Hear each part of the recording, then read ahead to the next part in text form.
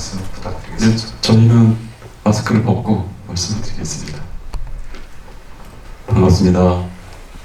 네, 저는 이번에 확장판 다시 재작업해서 여러분들 만나게 돼서 너무 좋고요.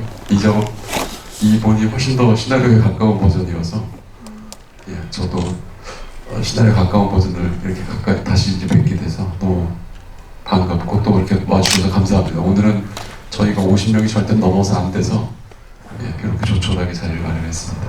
감사합니다. 반갑습니다.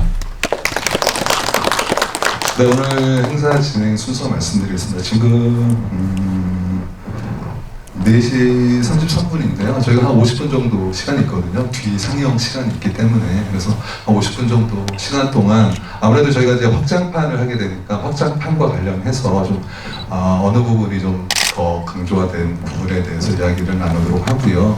언택트 준비가 된 지 꽤 됐는데 아마 여러분들 뭐 많이 해보셨을 거예요. 그래서 QR코드로 접속해가지고 들어오시면 되고요. 저도 들어와 있으니까 궁금한 거 있으면 카톡으로 이렇게 질문을 하면 후반부에 저희가 그 질문 중에서 이제 감독님께서 답변을 하는 것으로 진행을 하겠습니다. 먼저 이제 제가 알기로는 이제 그 극장판에서 8분을 덜어내고 19분이 추가된 걸로 알고 있습니다. 그래서 이렇게 확장판을 만들면서 이전 버전과는 좀 다르게 강조하신 부분이 있다면 어떤 게 있을지 설명 부탁드리겠습니다. 크게 두 가지가 이제 전체적으로 앞부분은 이제 약간 정치 스릴러 같은 느낌이고 뒤는 이제 잠수함 영화 이렇게 두 개가 섞여 있는 듯한 영화인데 앞부분은 조금 더 이해가 편하시도록 조금 정황적 설명들이 좀 많이 들어가고 그다음 이제 저번 여름 버전에서는 조금 이제 말로 다 했던 것들이 이번에는 조금 여러분들이 구체적인 사건을 보실 수 있게끔 재구성이 좀 됐고요. 그래서 순서가 좀 그 전반전은 많이 바뀌었고 후반전 잠수함전은 사실상 뭐 한경재 대통령님하고 장기석 이제 잠수함 부함장님하고 약간의 프로맨스가 형성돼 있잖아요. 그래서 조금 부함장님의 캐릭터 소개를 좀 더 하고 한 대통령님하고의 약간 덜어내졌던 신들을 좀 더 살려서 조금 더 정서적으로 좀 두 분이 위대관계가 있게끔 그렇게 두 방향으로 편집을 했습니다. 네, 여러분들 확장판 지금 막 보셔서 이제 제가 이제 간략하게 어떤 장면들이 추가됐는지 빨리 서머리 해드릴게요. 총 제가 세보니까 18개 장면이 더 들어갔습니다. 처음에 이제 승스카이와 모리신조 대화 씬에서 이제 독도 가게무시아를 선택하겠다라는 부분이 좀 설명이 나왔고요. 그 다음에 일본 구축함 피격되는 거, 그게 좀 더 강조가 됐습니다. 그 다음에 세 번째는 이제 미국은 중국이 공격한 것으로 판단한다 그러고 중국은 우리와 무관하다 그러고 한경재 대통령이 깊은 위로의 뜻을 전한다라는 대목. 그다음 네 번째가 모리 신조에 대한 암살 시도, 그러니까 협박하는 거죠. 그 다음에 이제 다섯 번째가 대통령의 한숨, 이게 한숨이 아니라 긴 호흡이다라고 얘기하는 장면. 태풍 올라올 때 한국 기상청은 이제 큐슈 지방으로 갈 거라고 하는데 일본 기상청은 독도 쪽으로 오겠다 그러고. 그다음 일곱 번째는 곽도원 씨죠. 호위 총국장이 이제 나보고 접대하라 그래서 여기 온다라는 짧게 들어갔고요. 여덟 번째 실제 태풍이 이제 동해 쪽으로 오는 거. 그다음에 아홉 번째부터 이제 부함장 역을 맡은 신정근 씨가 좀 많이 나오는데요. 4개 철칙당했다 그러고 이제 잠수함 올라왔을 때 모자가 바람에 날아가는 장면, 그게 좀 추가됐고요. 그다음에 이제 미국 잠수함이 추격을 할 때 신정근 씨가 이렇게 얘기하죠. 쟤네들은 우리가 디젤 잠수함인지 알 거야. 이런 대목도 들어갔고요. 그다음에 스모트 대통령이 이제 뭐 할아버지 썩은 양말 냄새 난다는 거 짧게 들어갔고요. 그다음에 이제 백악관 전화번호 할 때 딱 구글링 한다. 조선사 조 위원장이 얘기하는 장면. 그다음에 이제 세 번째가 이제 어뢰 목표가 이제 맞지 않았을 때 자폭하도록 설계되어 있다. 그리고 이제 한경재 대통령한테 남조선 잠수함 애들한테 내려가면 잘 해줘라. 그리고 이제 어뢰 공격받을 때 장면, 벌써 저들이 한 발 쐈다. 그리고 16번째는 이제 한 발 더 남았다. 이런 장면이고요. 그 다음에 17번째가 신정근 씨가 이제 담배 태우는 장면. 그리고 마지막에는 이제 원래 국회 영상에서 한경재 대통령이 연설하는 장면인데 이번에는 노벨 평화상 받는 장면으로 이렇게 해서 총 대략 1분 정도씩 평균으로 따지면 그렇게 좀 늘어난 부분이 있고요. 이 중에서 보면 한경재 대통령 집무실 책상 위에 있던 책이 예정된 전쟁이라는 책입니다. 보셔서 아시겠지만 그리고 이제 잠수함에서 얘기할 때 지배 세력과 신흥 세력이 붙었을 때 전쟁 나올 확률이 이제 80%다 이런 대목이 있거든요. 이 책에 대해서 노출하거나 또 이 책을 통해서 강조하고 싶었던 부분에 대해서 설명 부탁드리겠습니다. 뭐 사실은 이제 이 남북이 갈려지고 한반도가 어쨌든 국제 질서 속에서 아예 이제 어쨌든 희생양이 돼서 두동강이 나고 전쟁이 벌어지고 냉전 시스템이 이제 그대로 다 오고 아직도 냉전이 이제 지속되고 있는 유일한 나라고 이제 우리는 이제 실질적으로 남북이 대치된 상황에서 70년이 넘다 보니까 좁은 시각으로 보는데 이제 사실은 이 책에도 암묵적으로 나와 이제 배어 있는 게 미중 간에 부딪히면 최전선은 한반도일 가능성이 높다. 그리고 실제로 3년 전에 전쟁이 날 뻔했고요. 이제 그런 부분들을 이분은 실제로 단순히 학자가 아니시고 60년대부터 이제 미국 행정부 쪽에서 굉장히 일을 많이 하셨고 레이건 행정부와 또 반대당이었던 레이건 행정부 공화당이고 빌 클린턴 대통령은 민주당인데 여야를 넘나들면서 외교안보의 최고 이제 수장이셨어요. 우리나라로 치면 뭐 외교안보 수석 같은 NSC 그런 이제 공직에도 한 거의 20-30년 있으셨던 분이어서 이제 실질적이고 또 학자이기도 하셨고 하버드 대학교 경제 정치 쪽에서 이제 학장으로도 10몇 년 있으셨던 분이셔서 우리가 어쨌든 종합적으로 우리가 지금 어떤 상황에 끼어들어가 있는지 그리고 이게 분단이 변했거든요. 처음에 냉전 때문에 이제 60년 동안 돼 있다가 다시 지금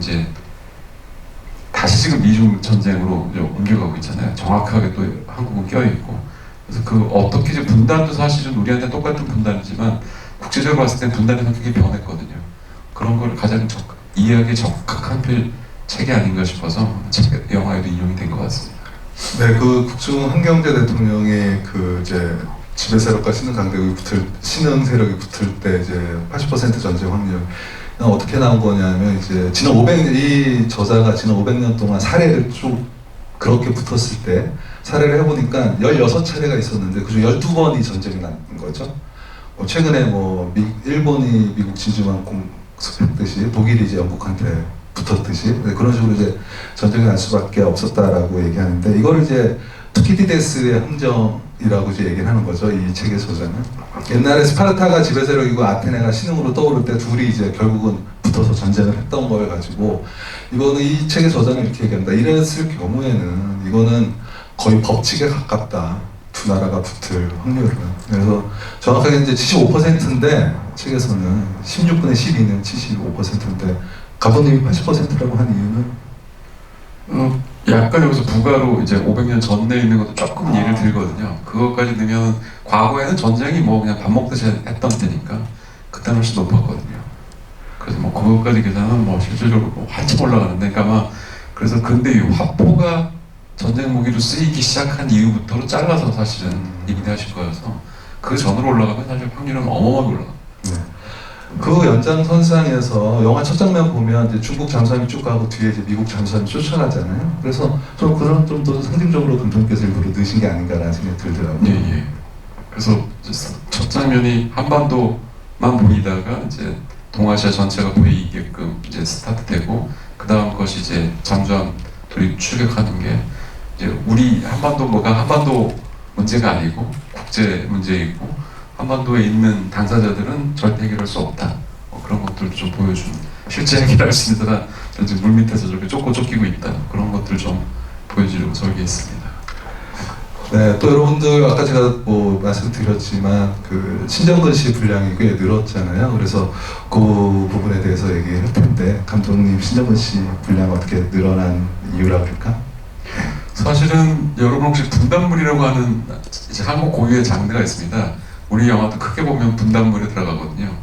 그런데 이제 최희훈 선생님의 광장부터 선우희 선생님의 단독 강화라는 이제 소설부터 시작해서 분단 문학 그리고 분단 영화가 쭉 있는데 여러분 기억나실 정도겠지만 태극기 휘날리며 웰컴 투 동막골 쉬리도 그렇고요. 상당히 많은 이제 분단물들이 계속해서 있었습니다. 그리고 분단물의 공통점이 주인공이 반드시 죽습니다. 예, 최소한 둘이 다 죽거나 어느 한쪽이 죽거나가 분단물의 특성이고 강철이 원에서도 실제로 엄철의 역할을 맡은 정호성 배우님은 죽죠. 이제 이 강철비 2는 저는 이제 분단물이라고 생각을 했고, 이번엔 아예 작정을 하고 안 죽어보자. 왜냐면 분단물에서 대부분 주인공이 죽는 이유 중에 하나가 뭐냐면 왜 싸우는지 모르거든요. 그러니까 주인공이 왜 싸우는지 모르고 죽으라고 싸우다가 결국은 이제 죽어가는 이제 그 비극성에 좀 포커스가 맞췄잖아요. 이 우리 강철비 2 1부터 이제 조금씩 건드린 게 왜 싸우는지에 대한 이제 본원적 질문을 하는 거고, 그건 이제 그 당시 국제 질서에 하필이면 우리가 냉전체에 딱 껴서 이제 분단된 거다. 근데 옛날에는 이제 여기서부터 이제 슬픔과 분노가 피어오르다가 이제 그것도 70년, 80년 되니까 이제 조금 냉철해진 거 아닌가. 그래서 이제 저도 작정하고 이번은 이제 두 분 다 돌아가시지 않고 같이 이제 독도에 올라와서 좀 바람을 쐰다. 뭐 그런 식으로 처음부터 작정을 해서, 그래서 이제 신정근 배우님이 역할하셨던 부함장 역할을 조금 키웠던 부분입니다. 그 감독님께서 이제 강철비 1편 만들 때 인터뷰에서 여러 차례 강조하셨는데, 선우희 선생님의 단독 강화라는 소설에서 모티브를 얻었다라고 말씀하셨는데, 그게 이제 국군과 인민군이 이렇게 만나가지고 하룻밤 동굴에서 서로 이제 경계하면서 또 회하고 우리끼리 이렇게 해보자. 그 다음날 아침에 떠나기로 했는데 그때 중공군이 밀려와서 이제 비극을 맞게 되는 거거든요.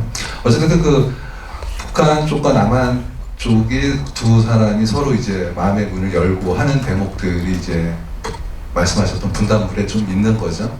여기서도 이제 1편에서는 이제 정호성 씨와 각도원 씨가 그런 서로 마음의 문을 여는 거고, 여기서는 이제 한강재 대통령과 조선사 위원장, 그리고 이제 그게 또 스무트 대통령까지 마음의 문을 열게 되는 그런 기류가 있는 작품이 아닌가, 저는 그런 생각을 해보고요. 그다음에 이제 아무래도 1편 극장 버전 다 보셨나요? 네, 다 보셨으니까 아무래도 이제 많이 궁금하실 부분이 이제 맨 마지막 쿠키 영상을 이렇게 바꾼 이유에 대해서 궁금하실 것 같습니다. 저는 이제 1편 여름매 버전 개봉했던 그 쿠키 영상은 제가 넣은 이유가 사실은 예스로 대답해도 노로 대답해도 사실 결론이 같았어요. 뭐냐면 일단 북한이 왜곡이 되는 겁니다. 이제 왜곡이 되고, 그러니까 예스로 대답해도 그냥 북한은 왜곡이 되고, 노로 대답해도 북한이 왜곡이 되는 거예요. 왜냐면 그 어떤 형태가 될지 모르겠지만 일단 왜곡이 되지만 지금은 국제법적으로, 그다음에 국내법적으로 북은 미수복 지역이고 우리는 아직 전쟁 중이거든요. 국내법적으로는 미수복 지역으로 돼 있고 국제법적으로는 아직 전쟁 중이거든요. 그러니까 이제 이 두 제도가 이제 바뀌어서, 그리고 우리가 러시아랑 중국이랑 수교를 하고 유엔에도 북이랑 동시 가입을 했잖아요. 북이 아마 일본이랑 미국이랑 30년 전에 수교를 했으면 그냥 완벽한 남남인 거죠. 그럼 이제 왜곡 대 왜곡이 되어서 뭐 통일 형태를 가든지 아니면 그냥 사이가 나쁜 이웃으로 살든지 사이가 좋은 이웃으로 살든지 아마 그런 결론이 났을 텐데, 그 부분들이 조금 이제 그러니까 이 영화는 사실상 환경은 지규지만 여기 나와 있는 캐릭터들은 굉장히 은유적인 캐릭터거든요. 근데 이제 아마 제가 이제 드러낸 부분들이 대부분 그런 파트였어요. 지규와 은유가 조금 모호하게 돼 있구나라고 관객분들이 느끼는 파트들을 드러냈습니다. 이번에 8분을. 그래서 전체적인 이제 우리를 둘러싼 상황은 제가 최대한 지규에 가깝게 저게 저렇구나라고. 하지만 사실상 한경대 대통령, 조선사, 수무트가 지금 현재 지도자들을 그대로 네 꼴로 데리고 모시고 와서 보여준 건 아니고 역사성들이 다 압축이 돼 있는 은유적인 캐릭터들인데, 이제 그게 오해가 있을까봐 줄였고요. 내러티브 상으로는 사실은 셋이 사인하면서 이제 헤어졌기 때문에 다시 한번 모여서 이제 쿠키에서 만나는 게 사실 내러티브로는 맞거든요. 근데 저번에는 이제 시간상 저희가 도저히 못 넣었는데, 그래서 이번에는 차라리 약간 오해의 여지가 조금이라도 있는 파트는 그냥 좀 배제하고 차라리 이렇게 오히려 정석대로 시나리오대로 올라오게끔 쿠키가 바뀌었습니다. 그리고 그러니까 예를 들어 이건 은유도 아니고 이제 약간 환유에 가까운 건데, 담배가 이제 핵처럼 계속 나오거든요.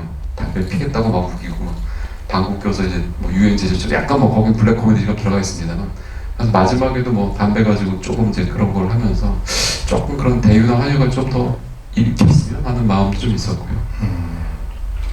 저는 이 확장판 버전이 감독님께서 좀 더 표현과 관용을 좀 서로 강조하려고 하신 게 아닌가, 또 저도 극장에서 개봉했던 거 이번 확장판에 다 봤는데 두 번째 이 확장판이 좀 더 친절하고 아까도 서두에 말씀하셨지만 시나리오에 좀 더 충실한. 그럼 원래 이 버전으로 개봉했으면 더 좋았지 않겠느냐라고 이제 궁금해하실 분들 계시는데 그 부분은 짧게 설명해 주신다면. 이 영화와 격투기의 굉장한 공통점이 다이어트입니다. 경기 전에. 그래서 사실 이제 저희가 회차 압력이 있거든요. 뭐 하루에 영화를 몇 번 트느냐가 굉장히 사실 중요한 문제여서 거의 극한의 다이어트를 해야 됩니다. 그래서 막판 편집은 이제 어디 다이어트 하다 없나? 이제 그걸 찾거든요. 그렇게 됐고 그러다 보니까 이제 뭐 머리도 뭐 그래도 오바하면 심지어 머리도 깎고 뭐 그러시잖아요. 약간 그런 느낌이 좀 있고 그래서 이번 거는 어쨌든 다이어트를 안 한 평상시 모습을 보신 것처럼 원래 시나리오에 가까운 내용과 시나리오 구성대로 지금 편집이 되어 있는 그런 버전이라고 생각하시면 될 것 같습니다.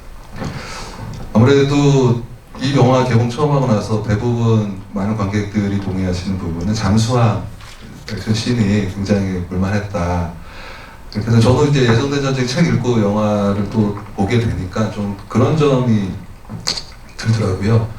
1962년도에 쿠바 미사일 위기가 있었습니다. 그때 미국과 소련이 핵전쟁 직전까지 갔었는데 그때 어떤 일이 있었냐면은 소련 잠수함이 쿠바 밑에서 이제 굉장히 밑으로 자망을 한 상태에서 미 해군이 그 훈련용 어뢰를 터뜨렸어요. 올라오라고 신호를 준 건데 이쪽 밑에 있는 소련 잠수함은 얘네들이 우리 공격한다. 위에서는 지금 전쟁이 났나 보다라고 해가지고 함장이 그 어뢰에다 핵탄두를 조립하라 그래요. 근데 3명의 장교가 모두 오케이를 해야지 되는데 그 중에 1명이 반대를 합니다. 그래서 결국은 핵전쟁이 나지 않았거든요. 근데 여기서도 보면 이제 그 호위 총국장 막또 이제 핵을 날리라 그러고 여기서 이제 안 날리 이런 장면들이 모티브를 거기서도 아마 참고하신 게 아닌가라는 좀 생각이 들어서 여쭤보겠습니다. 뭐 당연히 이제 그런 파트들도 잠수함전의 특성, 이게 잠수함 타시는 분들은 한 가지 자신감은 있더라고요. 어떤 배든지 간에 우리가 최소한 한 층은 격침시킨다. 그런 자부심이 있거든요. 무조건 잠수함 타시는 분들은. 그건 잠수함이 싸고 비싸고의 문제가 아니고 그만큼 잠수함 탐지가 힘들거든요. 그러니까 이제 그런 것들도 가능했던 것 같고 그리고 왜 잠수함에서 왜 어뢰에 핵을 넣지 않으면 원래 소련은 그 미국의 이제 함대라고 하는 이제 거대한 이제 배들 수십 척으로 만들어진 항공모함을 중심으로 하는 함대가 나오면 함대 전체를 날리는 게 목표이기 때문에 그래서 핵을 넣어가지고 그냥 아예 지역 전체를 10km 안에 있는 모든 배들 다 이제 소위에서 녹여버리는 거죠. 그래서 그렇게 됐고 그런 이제 모티브도 좀 가지고 왔었고 실제로 우리는 이제 그냥 일제한테 나라를 뺏겼던 기억만 나지만 그 한국이 이제 동학 농민 전쟁이 있었고 그것 때문에 일본이 들어왔고 청나라도 그때 그걸 이제 빌미로 해서 들어와서 청일전쟁이 벌어졌는데 우리 그냥 청일전쟁이 그냥 뭐 벌어졌구나 하는데 청일전쟁의 여파로 중국은 청나라가 망하고 이제 순원이라고 하시는 분의 중화민주주의공화국이 탄생하거든요. 그때 청일전쟁 때 일본이 받아갔던 땅이 만주, 대만 다 뺏기고 일본 그 당시 국가 전체 예산의 4배 반 정도의 보상을 받아가요. 그거로 일본이 사실 이제 그 뒤로 이제 쭉쭉쭉 커가거든요. 그 엄청난 이제 배상금을 가지고. 그리고 중일전쟁이 1931년부터 스타트돼서 중국인들은 태평양 전쟁으로 화낸다잖아요. 중국하고 일본이 싸운 거지 무슨 죽은 사람의 90%가 중국 땅에서 죽었는데 무슨 태평양 전쟁이냐고 이렇게 한다는데 그만큼 중국하고 일본은 우리가 이제 미처 모르는 굉장히 깊은 원한이 있어요. 그리고 이제 이 영화에서도 이제 뭐 여러 버전에서 다 못 보여드렸는데 여기서도 보면 어쨌든 이제 서로의 이득을 위해서 잠깐 손은 잡지만 결국은 쏴 죽이거든요. 서로 믿지 못하고. 그리고 이제 우리가 이제 호위 총국장이 하는 것은 일종의 대리 전쟁이잖아요. 그리고 실제로 뭐 이게 우리의 이제 정파적 입장에서 뭐 이거에 대해서 여러 논란이 있는 걸 알고 있으나 어찌됐든 본질적으로는 이제 대리 전쟁이었던 건 틀림없으니까 그런 모습들도 조금 같이 넣어서 그런 중의적 의미로 말씀하셨던 실제로 잠수함에서 이제 핵을 쏴서 어찌됐든 일이 벌어지면 걷잡없이 넘어가는 거죠. 그런 부분도 좀 넣으려고 했고요. 전쟁이라는 게 여기 책에서도 굉장히 나오고 역사가들도 하는 얘기지만 우연히 지배하는 게 전쟁이잖아요. 계획대로 전쟁이 되는 게 아니라 전부 다 우연으로 시작돼서 우연히 지배하는 거기 때문에 한 번 터지면 걷잡을 수 없는 피해가 벌어지는 거고요. 실제로 중국, 지금 시진핑의 중국의 목표는 그거예요. 다시 위대한 중국을 만들자라는 거여서 지금 중국 고등학생들은 자기네들이 지난 100년 동안 외세에서 당했던 거를 엄청나게 공부시킨대잖아요. 우리가 이런 참혹한 역사를 당해서 절대 잊지 말자고 그렇게 가르치고 있다고 합니다.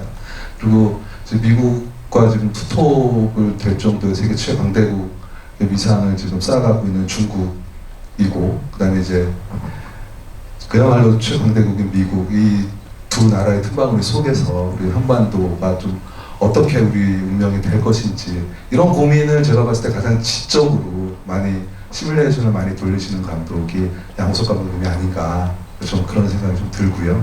그런 점에서 저는 추가 버전 중에 한경재 대통령이 이건 한숨이 아니고 내가 호흡이 원래 길어서 그래요, 이런 2번 들어가잖아요. 저는 그러니까 어떻게 보면 사소한 그냥 대사일 수 있지만 좀 굉장히 개인적으로 좀 뜻깊게 다가온 게, 예전에 그런 말도 있었거든요. 긴 호흡 강한 걸음이란 말이 있는데, 우리 한국이 현실에 이런 열강들 사이에서 호흡을 길게 가져가면서 우리만의 자주적인 강한 걸음을 걸어야 되지 않는가라는 생각이 들어서 그 긴 호흡을 이렇게 넣으신 이유는 또 무엇인지 여쭤보도록 하겠습니다. 뭐 실제로 이 영화에서도 보면 한반도 우리가 할 수 있는 거 아무것도 없다고 이제 주인공의 한경재 대통령이 얘기를 하시죠. 그런데 이제 사실 아무것도 안 하신 게 아니고 어찌됐든 간에 틈새를 찾아 들어가려고 이제 하는 모습들은 계속해서 보이고, 방금 말씀하셨다시피 이 틈새를 찾으려면 사실은 남들보다 많은 에너지가 필요해요. 계속해서 긴장하고 있고 집중해야 되고 하니까. 그래서 사실 한숨이 큰 숨이란 뜻이기도 하고, 그런 의미여서 호흡을 좀 길게 가져간다는 건, 예, 우리도 이제 조언 같은 거 하거나 들을 때 그런 얘기 하잖아요. 긴 호흡으로 이제 바라보라고. 호흡으로 바라본다는 게 사실 어폐가 있는 말인데, 긴 호흡으로 바라본다라는 건 이제 어쨌든 우리 영화에서 좀 중의적으로 좀 쓰일 수 있지 않았나 싶습니다. 네, 그래서 이제 여러분들 카톡으로 보내주신 질문 제가 읽어보면서 감독님께 여러분들의 질문을 드리도록 하겠습니다.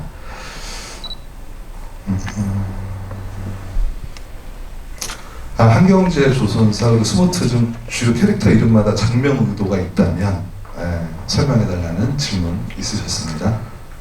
일단 한경재 대통령부터 하자면 조금 이제 약간 여기도 뭐 블랙적 요소를 넣는데, 한국 대통령의 대부분의 지지율은 경제 성장이라고 거의 매칭이 되어서, 그래서 이제 이분 경제는 잘했다, 일단 뭐 그런 의미에서 스타트를 해야 영화가 성립될 것 같아서 그런 이유였어요. 한경재 하신 분이다, 그래서 이름을 좀 그렇게 적고요. 조선사는 계속해서 제가 이제 말씀드리는 게 이제 북의 실제 지도자를 지키는 하이드로 나눠서 일종의 지킬박사 역할을 조선사라고 하는 유연석 배우님이 하신 건데, 우리가 이제 겪었던 이제 전쟁의 압박이나 긴장도에 몇백 배를 북은 겪는 게, 우리는 지금 솔직히 조금 전 세계에서 가장 둔감하잖아요. 예. 뭐 해외 1993년도에는 막 CNN은 지금으로부터 6시간 뒤에 영변을 폭격한대요, 뭐 이런 이제 뉴스까지 실제로 나갔거든요. 근데 한국은 뭐 그때 뉴스 된 적도 없고, 2017년도 18년도 그냥 뭐 말싸움 많이 하네 이 정도였는데, 미국에서 그때 돌았거든요. 폭격 장소가 어디고, 언제 할 것 같고, 뭐 어떻게 될 것 같다가 다 사실상 좌표 돌고. 근데 한국에는 별로 언론이 이렇게 그런 얘기는 안 나왔던 것 같고, 우리도 그렇게 위기를 못 느꼈잖아요. 그것도 뭐 최근에 나온 뭐 레이지라는 바우드의 책이나 아니면 볼튼의 책이나 아니면 트럼프 본인이 스스로 얘기하는 것도 보면 2017년에 정말 날 뻔했거든요, 전쟁이. 우리 영화에도 대통령이 아내한테 마지막에 정색하고 정말 날 뻔했다고 얘기했는데 정말 날 뻔했거든요. 이제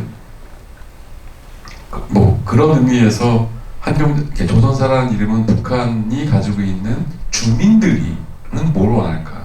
당연히 전 평화를 원할 거라고 생각을 하거든요. 그래서 이제 지킬 박사처럼 조선사라는 이름을 정했고, 스모트라는 이름은 실제로 미국은 이제 대외 팽창주의와 고립주의가 그냥 시줄과 날줄처럼 계속해서 외교 정책을 왔다 갔다 해요. 대표적으로 뭐 루즈벨트 가문, 시어도 루즈벨트나 프랭클린 루즈벨트 대통령 같은 경우는 싫든 좋든 해외 팽창을 했고, 전쟁을 전쟁이 다가와서 혹은 전쟁을 일부러라도 일으켜서 어마어마하게 팽창을 했고요. 여러분 독립전쟁 당시 미국의 사이즈하고 지금의 미국의 사이즈하고 영향력을 보면 거의 100배쯤 커졌습니다. 네, 영토는 한 30, 40배 정도 커졌고 영해까지는 진짜 100배 넘게 커졌거든요. 그러니까 이제 미국은 계속해서 팽창주의가 내부에도 있고 그 다음에 뭐 멀로라든지 아니면 우드로 윌슨 같은 고립주의도 있고 근데 트럼프 대통령은 사실상 당선됐을 당시에 고립주의를 굉장히 명백하게 표명을 했고요. 미국에서 고립주의를 가장 대표했던 법안 중에 하나가 스무트 홀리법이라고 하는 관세법이 있어요. 이건 뭐냐면 아예 무역도 우리끼리만 하겠다. 정치 외교적으로만 고립주의가 아니고 경제도 우리가 그냥 아우타르키라고 하는 고립주의, 그러니까 자립주의 경제로 나가겠다라고 해서 해외에서 들어오는 거의 모든 상품 50% 이상의 관세를 때리는 법이 있었어요. 그게 스무트 홀리법이거든요. 그래서 그 스무트의 이름을 가지고 와서 이제 윌리스 체프만은 홀리 하원위원회, 그러니까 미국에서 법이 가장 빨리 통과되려면 상하원 합동 법안이 올라가야 됩니다. 하원은 이 의원이 내고 상원은 저 의원이 내야 이게 순식간에 통과가 되거든요. 그래서 윌리스 체프만 홀리 의원과 웨이드 스무트 상원의원이 동시 법안을 내요. 굉장히 빨리 통과된 법이 그 스무트 대통령 스무트법이었어요. 그래서 이름이 홀리 의원의 이름이 윌리스 체프만, 스무트 의원의 성이었던 스무트에서 이름을 좀 진 게 미국은 이제 어찌됐든 중국이랑 부대끼긴 하지만 전체적으로는 지금 해외 주둔군을 줄인다는 것 자체가 고립주의 정책이거든요.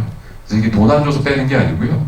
미국은 큰 흐름이 오바마 대통령 때부터 다시 고립주의로 가고 있어서 제가 그걸 좀 알려드리려고 이름을 장명을 그렇게 했습니다. 네, 이름에도 그 감독님께서 의도하신 부분이 굉장히 좀 농축되게 많이 담겨져 있지 않나 하고요. 네, 여러분들이 이제 질문해 주신 건데 시나리오북 내실 계획이 있으신지, 번역 또는 영어 대사 포함된 시나리오북 내실 계획이 있는지, 또 다른 분도 시나리오북 뭐 나올 가능성이 있으신가요? 또 이렇게 내셨는데 어떠신가요? 요즘은 시나리오북이 막 아시겠지만 단독으로 나오는 케이스는 없고 여러 시나리오들이 합본되어서 책으로 나오는 케이스가 많거든요. 그래서 아마 그거는 다른 시나리오들이랑 같이 합본해서 나올 수 있지 않겠나 생각이 좀 들고요. 저희는 그래도 웹툰이 있어서 그래서 조금 그래도 웹툰이 좀 시나리오, 그러니까 그림은 조금 고증이랑 벗어나 있는 건 사실인데 그래도 캐릭터가 조금 다르긴 하지만 조금 그래도 웹툰은 저희가 있긴 한데 시나리오는 다른 시나리오들이랑 합치면 차라리 예를 들어 롯데가 배급한 영화들이라든지 이런 것들은 합쳐서 합본체로 나올 수 있지 않겠나. 보통 한 4개에서 5개 정도의 시나리오가 합본이 돼야 그 시나리오를 보시는 분들도 이제, 왜냐면 보통 시나리오가 중편 소설 정도의 사이즈여서 예, 그래서 이제 4-5개 합쳐지면 충분히 예, 가능, 그 본만하신 책으로 될 수 있지 않겠나 싶습니다. 네, 알겠습니다. 그리고 이 질문도 눈에 띄는데요. 잠수함의 취약점 3가지 중에 남은 한 가지가 무엇인가요? 남은 한 가지가 이제 사실상 이제 마지막에 이번에 편집으로 들어간 게 잠수함은 산소는 적고 이산화탄소는 많습니다. 예, 이게 이제 잠수함의 3번째 약점이죠. 그래서 압취, 공간 협소, 그다음에 산소 부족. 예. 그래서 그 파트를 이제 한 대통령이 하품하니까 미안하다고 하는데 여기 그냥 처음 타는 사람들은 다 무조건 하품한다고. 네, 왜냐면 산소 부족하고. 여러분 실제로 잠수함에서 가장 돈이 많이 드는 건 잠수함이 돌아다니는 연료비보다 더 많이 드는 게 그 이산화탄소 줄이는 장치예요. 네, 그게 어마어마하게 돈이 많이 들거든요. 그러니까 이제 당연히 북한처럼 돈이 없는 국가에선 그 장비를 못 돌릴 겁니다. 네. 굉장히 날카로운 질문이신 것 같은데 배경음악도 몇 군데 바뀐 것 같은데 혹시 어떤 이유인지? 당연히 저희가 이제 빠진 데가 8분이 되고 늘어난 데가 19분 있다 보니까 19분 정도가 되면 이제 음악 편곡이 좀 바뀔 수밖에 없고요. 그리고 이제 특히 전반전은 구성이 많이 바뀌었어요. 그러니까 전반전에서 음악이 대부분 좀 많이 바뀌었습니다. 그러니까 그건 이제 굉장히 날카롭게 보신 거죠. 그래서 구성이 예전에는 저희가 우리 대한민국이 생각 기동을 참가를 안 한 상태로 이제 얘기가 진행되는데 지금 참가하거든요. 참가해서 실제로 이제 사건은 벌어지고 이제 미중 충돌이 거의 코앞에 와 있는 상황에서 이제 남북미 삼국이 이제 정상회담을 하는 거니까 그런 면에서 좀 구성이 좀 많이 바뀌었다. 그래서 그렇게 되면 이제 긴장의 흐름이나 이런 것도 좀 바뀌고, 그다음에 호위 총국장이 이제 쿠데타를 이제 유인을 해서 부하들을 다 죽이고 이제 어떻게 포로를 잡고 시작을 했는지 그런 이제 구성 변화들이 이제 음악이 좀 바뀌는 계기였습니다.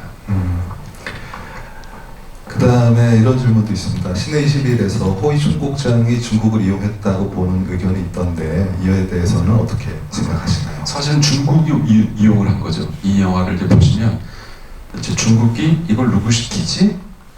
하다가 이제 어찌됐든 이제 이쪽에 접근을 해서 네가 이렇게만 해주면 우리가 다 뒷배를 봐줄게. 뭐 이런 것들이어서 어찌 보면 뭐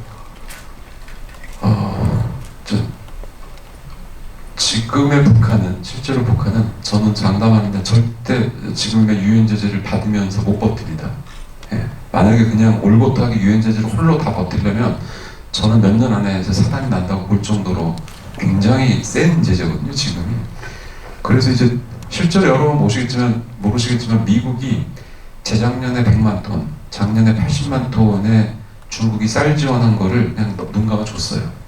그냥 중국, 최근에 북한이면 우리가 뭐 몇천 톤 정도 인도적으로 준다고 해서 안 받는다고 했던 게 너무 차이가 크니까 중국이 자기들한테 주는 거하고. 그래서 중국은 지금, 그러니까 북한은 지금 아마 중국이 급하게 그렇게 줬던 180만 톤의 식량이 없었으면 아사자가 어마어마하게 났을 거예요. 그러니까 당연히 그러면 이제 대중국 동맹파도 강화될 수밖에 없고, 근데 이제 영화적으로는 어찌됐든 간에 거꾸로 중국이 이용을 한 거죠. 심지어 일본의 미사일 쏴서 일본이 이제, 왜냐면 미국을 지금 공격할 수는 없는데 이제 이런 입장으로 이제 북한이 일본이랑 이제 어찌됐든 부대끼게 되면 이제 가장 강력한 아시아의 경쟁 전을 없애는 셈이니까. 그리고 역사적으로 봤을 때 하다가 만 전쟁이잖아요. 제2차 중일전쟁이라고 부르는 전쟁은 미국이 이제 태평양전쟁에 개입하면서 중국하고 일본 입장에서 하다만 전쟁이 됐어요. 관동군은 이제 건재했고 중국군도 싸우다가 이제 미국이 승리를 하니까 그냥 갑자기 항복했던. 그러니까 중국 지역에서 싸우고 있던 일본군과 중국군은 한참 싸우고 있는데 갑자기 항복했다 그러니까 그냥 빠졌거든요. 그래서 이런 경우는 대부분 역사를 보면 다시 싸우더라고요. 그래서 저는 개인적으로는 중국하고 일본이 어찌됐든 어떤 형태로 됐든 간에 붙거나 아니면 완전 일본이 이제 꼬리를 내리지 않는 이상은 붙을 가능성이 높지 않나? 뭐 그런 부분도 조금 좀 안는 것 같습니다. 관객 여러분들도 이제 그 부분에 대해서 궁금하실 것 같습니다. 1편도 이제 쿠데타 상황이었고, 그래서 북한 1호가 이제 감쪽에 되는 거. 이번에도 이제 곽도원 씨가 맡은 호위 중국장이 나름 쿠데타를 일으키는 거잖아요. 이 책에도 지금 전 세계에서 미국 측에서 특히 그렇겠죠. 김정은이 만약에 건강 이상으로 권좌에서 내려오거나 안 좋게 된다면 북한의 여러 군부 파벌들이 잡고 쿠데타를 일으켜서 남쪽에다가 뭐 미사일을 쏠 것이다, 이런 시나리오들이 있더라고요. 그래서 감독님께서는 이제 북한 쿠데타 관련된 북한 내부 상황이라 그럴까? 거기에 대해서는 좀 어떤 시각을 갖고 계신지. 그 이제 영화에서는 사실은 쿠데타가 제일 보여주기가 임팩트가 있는 게 이제 뭐 사실상 가장 오히려 가능성이 높은 건 이제 병사나 혹은 사고사 혹은 암살에 의해서 이제 정권이 붕괴될 가능성이 사실 더 높은 건 사실입니다. 근데 이제 그걸 압축해서 그래도 이제 관객들한테 임팩트 있게 보여드릴 수 있는 건 사실은 쿠데타이기 때문에 영화에서 그렇게 나오고 있고, 실제로 대한민국이 모든 준비를 잘 해왔어요. 북한이 만약에 전쟁을 일으킨다면 지금 반격해서 농담 삼아서 말하기를 그러니까 주한미군 도움 없이 북한 공군이 한국 공군에게 전멸당하는 시간이 30분이고 북한 해군이 대한민국 해군한테 전멸당하는 시간이 3일 정도고, 북한 땅을 점령하지 않는 범위에서 이제 북한이 육군을 섬멸하는 데 걸리는 시간은 이제 오래 걸려봤자 일주일이다. 그리고 이제 아예 그냥 사람을 죽이는 목적으로 그냥 쓸어버린다고 작정하면 한 3시간 정도면 다 쓸어버릴 수 있다. 그러니까 한국군이 지금 최근 몇십 년 동안 사들인 무기나 개발한 무기가 다 때리는 쪽이거든요. 막는 쪽보다는. 이건 뭐냐면 우리가 의도 터지기 전에 그냥 쓸어버린다라고. 소위 말해서 하는 킬체인이라는 게 그 정도인데, 그러니까 지금 킬체인은 미국도 부러워할 정도예요. 예. 어느 한 지역 전체를 그냥 이렇게 재래식 무기만 날려버리는 건 핵을 안 쓰고는 전 세계 이런 무기가 없거든요. 그렇게 이런 전쟁 준비 내린 건 다 되어 있는데 북한의 붕괴에 대해서 지금 솔직히 말하면 대한민국이 전혀 준비가 안 돼 있습니다. 많은 사람들이 얘기하기를 적게 50만에서 많게 1000만의 포트페이퍼를 내려올 수 있거든요. 그렇게 될 경우 이제 어떻게 할 건지. 뭐 그래서 이제 계속해서 이제 1, 2 그다음에 뭐 웹툰 버전까지도 계속해서 쿠데타 얘기를 하는 게, 사실은 우리가 한국에서 한반도에서 벌어질 수 있는 가장 높은 가능성이 사실은 북정권의 붕괴인데, 민주주의 국가가 강한 건 정권이 흔들려도 민주주의는 재빨리 밸런스를 다시 잡을 수가 있는데, 북한은 그런 시스템이 아니기 때문에 정권이 무너지면 어마어마한 혼란으로 갈 수밖에 없거든요. 그 경우 전쟁은 저는 2차라고 보고요. 오히려 이제 난민이 이제 어마어마하게 북한 주민들이 남으로 내려올 때 과연 대한민국은 준비되어 있는가? 50만 명도 못 버틸걸요. 근데 1000만이 내려온다 그러면 어떻게 버틸 수 있을지. 왜냐면 지금 북중 국경은 지금 다 사살하고 있거든요. 중국군도 사살하고 있고 북한군도 사살하고 있어서 얼마 전에 뭐 우리도 실제로 야만적인 사건을 겪게 됐는데, 그래서 저는 이제 그럴 가능성이 매우 높기 때문에 어쨌든 계속 얘기를 좀 쿠데타 쪽을 하고 있습니다. 네. 그리고 그 잠수함 부분에 대해서도 궁금하신 분이 많으신 것 같습니다. 잠수함 세트나 뭐 제작하실 때 어떤 부분 참고하고 연구하셨는지 질문이 들어왔습니다. 뭐 잠수함이 지금 개발된 거는 뭐 한 30년 정도 됐고요. 잠수함이 이제 획기적으로 이제 어마어마한 이제 병기가 됐던 건 사실상 2차 대전 말쯤에 가깝고요. 그리고 이제 그 뒤로 이제 뭐 많은 미래학자들은 솔직히 앞으로 이제 전쟁은 잠수함, 해군은 잠수함, 공군은 이제 스텔스 전투기끼리 이제 이 경쟁으로 게임이 끝날 거다. 그다음에 하나 더 들어간다면 이제 무인 전투 시스템, 이 세 가지가 결합된 전쟁을 하지, 옛날처럼 아마 예를 들어서 2차 세계대전 때 전함이 어마어마하게 쓸모가 있을 거라고 죽어라고 서로 만들어냈지만 전함은 거의 쓸모가 없었거든요. 그래서 제가 볼 때는 많이 이렇게 이해를 하고 있고, 그래서 잠수함 전략이나 전술이 굉장히 많이 발달했는데 영화에서는 거의 이제 그런 것들이 잘 안 보여졌어서 이번에는 한번 그냥 전 세계적으로 봐도 잠수함전에 대해서는 조금 발달된 전술이라는 걸 최대한 압축해서 보여드리자, 그런 부분들 때문에 고증 정말 많이 신경 써서 많이 했고, 그 다음에 이제 잠수함전은 그래서 잠수함에 대해서 공부하려면 2차 세계대전의 유보트의 발달사를 알고 그 다음에 이제 소련하고 미국의 이제 잠수함이 어떻게 발달했는지 공부하면 되거든요. 그래서 이제 유보트 21형이라는 게 있어요. 이게 이제 현대 잠수함의 아버지라고 부르는 잠수함인데, 이걸 서로 미국하고 소련이 베껴가지고 여기까지 왔거든요. 그래서 미국, 지금 북한의 잠수함은 어디급일까라고 하면 이제 호텔급 정도일 것이다라는 판단하에, 그래서 이제 소련에서 만들어도 호텔급 전략 잠수함을 최대한 이제 모티브를 삼아서 했는데, 실제로 나중에 영화를 저희가 찍고 있는데 가끔가다 사진이 나오더라고요. 북한에서 만든다는. 너무 비슷해서 저도 놀랬다. 감독님께서 잠수함으로 학위 논문 하나 쓰셔도 되지 않을까 그런 생각합니다. 전쟁사에 대한 학위 논문도 쓰지 않을까 싶습니다. 또 굉장히 많은 분들이 강철비 3에 대한 이야기를 질문을 해주십니다. 이 다음 후속작이 있는지, 이 시리즈와 관련해서, 그러니까 강철비 유니버스에서 어떻게? 근데 농담 삼아서 말하는 건 1편이 이제 땅굴도 돌아다니고 이제 전쟁도 날 뻔했고 2편 이제 물속이니까 3편은 공중전 아니냐. 그 얘기는 이제 농담 삼아서 정 배우님이 향해서 다음에 비행기 몰 줄 생각하시라고 그렇게 농담처럼 얘기했던 건 기억이 납니다. 탑건 같은 영화가 그렇지 않을까요? 실제로 지금 이호도 부근은 카디스라고 그러죠. 한국의 이제 그 방공식별구역, 중국의 방공식별구역 그러니까 카디스, 자디즈가 겹쳐요. 그래서 이제 여기선 뭐 사실상 삼국끼리 전투기끼리 언제든지 충돌할 가능성이 매우 높은, 전 세계에서 방공식별구역이 겹치는 것은 거의 없거든요. 묘하게 제주도 앞바다부터 이호도까지 거기는 해서 아마 지금도 대한민국 공군이 거기로 매일 가요. 중국도 매일 오고, 일본도 매일 오고, 그래서 가끔가다 이제 미국하고 러시아도 오고, 그래서 전 세계에서 가장 전투기들이 활발하게 돌아다니는 것이 대한민국 제주도 앞바다입니다. 네, 이 질문도 재밌는데요.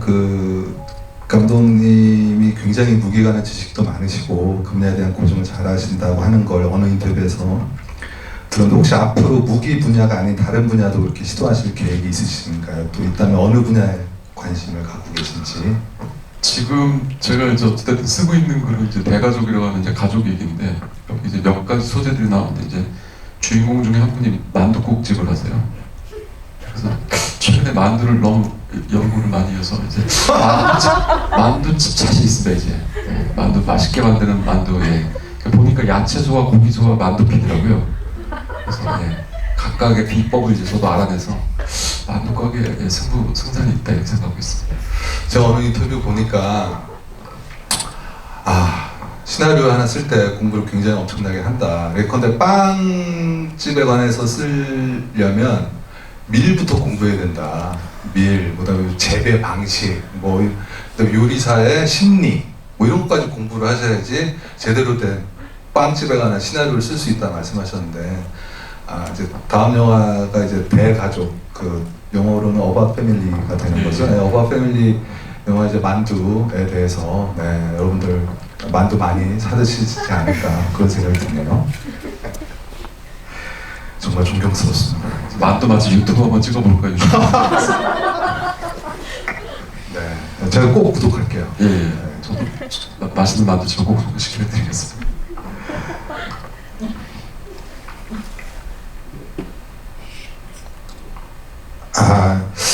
이런 질문도 있습니다. 네, 국회 영상들이 매우 인상적인데 진짜 그렇게 되길 희망한다 그러고, 가장 현실적인 면을 많이 노출시켜서 흥미롭게 보셨다고 하고, 또 혹시나 1편에 대해서 감독님 개인적으로 아쉬운 점이 있다면 그런 질문이. 여기서 말하는 1편이 아마 강철길 1편 얘기하시는 것 같은데, 그 1편에 대해서 좀 아쉽다고 느낀 점이 있으시다면. 그 사실 1편이 아쉬워서 이제 이 강철길 2가 나온 거가, 1편에서는 사실 대한민국한테 모든 선택권이 주어진다는 얘기라는 가정을 만들기 위해서, 그러면 이제 북 같은 이제 저런 사실상 왕조 시스템이랑 다름없는 곳은 왕을 잡으면 되잖아요. 옛날 뭐 중세 시대나 고대 때 영화를 보면 그냥 왕 잡으면 게임 끝나잖아요. 장기도 그렇고. 그러니까 이제 북의 왕을 이제 우리 대한민국에서 이제 확보하고 있으면, 그럼 이제 대한민국의 이제 선택권이 굉장히 많아지는 거 아닌가 싶어서 강철이 원을 이제 결국 만들고 이제 남북 문제에 대해서 생각하자고 했는데, 사실 그게 새빨간 거짓말이거든요. 남북 관계에 있어서 대한민국과 북한이 결정할 수 있는 결정 권리도 없고, 그러니까 지금 아무리 뭐 전화해서 우리 이제 싸우지 말고 종전선언 합시다, 국제법상 의미도 없고요. 아무런 이제 그게 없으니까. 그래서 이제 솔직하게 남북 문제는 오히려 거꾸로 남북이 얼마만큼 아무것도 할 수가 없다는 걸, 그걸 내가 너무 거짓말을 이제 1편에서 한 거 아닌가? 물론 이제 영화적으로는 이제 그런 상황이 만약에 정말로 이제 우리가 북을 이제 확보하고 뭐 우리가 요구하는 대로 다 들어줄 수밖에 없는 좀 상황이 온다면 뭐 가능은 있겠으나, 지금 어찌됐든 국제 질서 너그로 보면 한국하고 북한은 사실상 뭐 결정권이 없기 때문에 그 부분 좀 적확하게 보여드리자. 그 경철비 원에 대한 좀 그런 반성이 있었기 때문에 2가 나왔다, 이렇게 말씀드릴 수 있을 것 같습니다. 그 어떻게 할 수 없는 부분에 대해서 보면, 이 영화에 보면 이제 기도하는 장면 있잖아요. 맨 마지막에 어쩔 수 없을 때 영부인도 그 기도를 하게 되는 장면 보고, 저는 이게 한국의 현실 아닐까. 이런 세계 최강대국들에 둘러싸인 이 한반도 문명 속에서 우리가 할 수 있는 일이라는 건 정말 잘 되기를 바라는 것밖에 없는가. 그런 점에서는 개인적으로는 좀 약간 좀 슬프게 느껴지는 그런 장면이기도 했고요. 이것도 관심이 많으신 것 같은데요. 독도신 같은 경우에 실제 어디서 촬영하시고 뭐 이랬는지.